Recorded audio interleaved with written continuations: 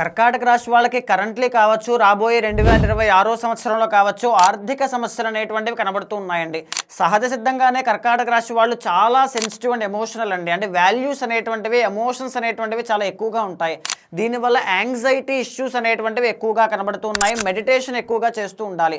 ప్రధానంగా కర్కాటక రాశిలో ఎవ్వరు జన్మించినా ఎస్పెషల్లీ విమెన్కి మెరిటల్ లైఫ్లో ప్రాబ్లమ్స్ అనేటువంటివి కనబడుతూ ఉంటాయి. దీనికి కారణం ఏంటంటే జాతకంలో ఉండేటువంటి దోషాలే. పునర్వసు నక్షత్రం 4వ పాదం వల్లైనా, పుష్యమి 1, 2, 3, 4 పాదాలైనా, ఆశ్లేష నక్షత్రం 4 పాదాలైనా మీ యొక్క జాతకానికి సంబంధించిన పర్ఫెక్ట్ జెమ్ స్టోన్ అనేటువంటిది పెట్టుకోండి.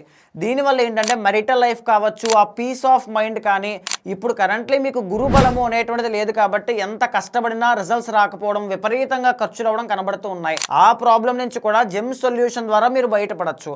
అయితే ఖచ్చితంగా ఉమాసారా టీంకి మెసేజ్ చేయండి.